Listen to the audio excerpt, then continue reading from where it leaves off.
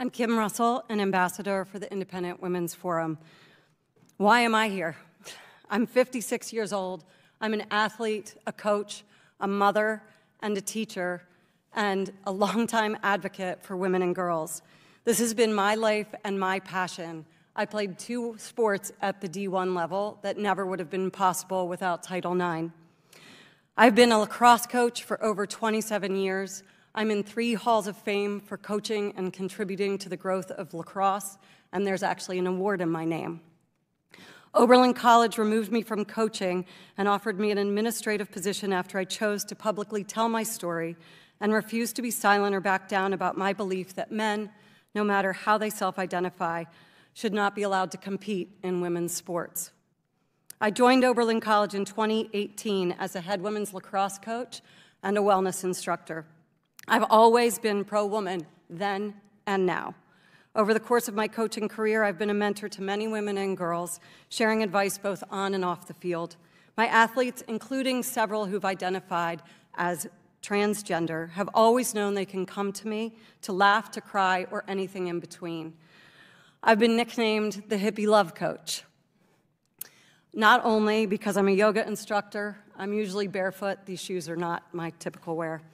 I read energy and coach intuitively, but because I've given countless individuals a safe space to thrive and feel a sense of belonging. In March of 2022, I'd been following the story of Lia Thomas and kept thinking someone would speak up. How could a biological male be allowed to compete with women regardless of a hormone-blocking regime? I was flabbergasted that coaches, parents, administrators, and athletes were okay with this. After Thomas won, I reposted an Instagram post on my personal story that said, "Congratulations to Emma Weyant, the real woman who won the NCAA 500-yard freestyle." I added my own short commentary. What do you believe? I can't be quiet on this. I've spent my entire life playing sports, coaching, and starting sports programs for girls and women. Turns out, it was more controversial than I could have ever anticipated. Based on this simple post, I was called transgressive, transphobic, and unsafe. I was told to write letters of apology to my team and the athletic department because of the unrest and disruption I had caused. I couldn't apologize for something that I'm not sorry for.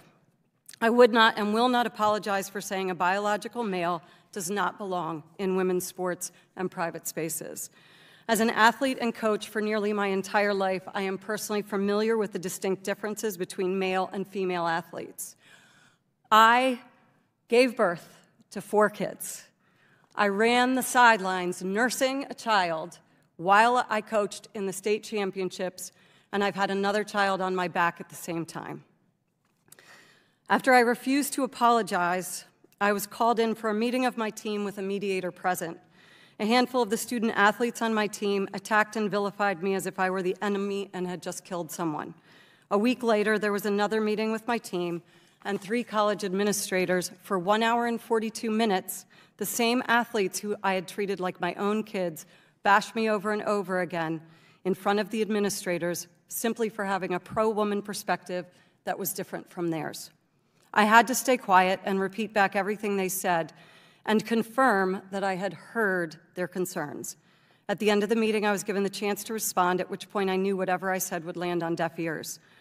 I was called into the AD's office after the season ended and handed a letter. At the bottom it said, "This letter is intended to help you understand and appreciate the impact of your actions and the need for you to immediately modify your behavior." I asked Oberlin to provide me with a written letter on what I had done wrong and how I could improve my behavior, but was never provided any clarity. When I arrived at Oberlin in 2018, I was so excited to be part of a community that celebrates free spirit, open-minded dialogue, freedom of speech, and freedom of expression. I'm the hippie love coach. I thought I was home. But Oberlin, like many higher-level institutions today, only seems to support the First Amendment if your values align with theirs. Most people have chosen to stay silent in this topic because of the consequences seem too great. Loss of a job, reputation, friends or family, you name it. I am here in part to speak for them. I will never apologize for believing that women and girls should have the right to single-sex competition, a right for which women before me fought tirelessly. I'm hoping that my speaking up will give others the courage to do the same. I am here hoping to ensure that you understand the ramifications of the Biden administration's proposed regulations and that you will each do your job to ensure that the original meaning of Title IX is upheld. It was passed when I was 5. I have reaped the benefits, and my life's journey continues to be massively impacted. The Biden administration is trying to effectively change the meaning and language of Title IX. If allowed, this will endanger women in sports and private spaces, take away opportunities from women in sports and academia. Never in a million years did I think I would be sitting here at 56 fighting to get back the rights that were given to women and girls 51 years ago.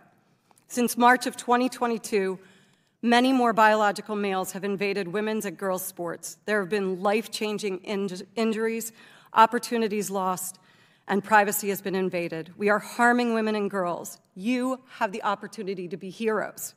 This is about upholding truth, protecting the dreams of female athletes, and the original meaning of Title IX.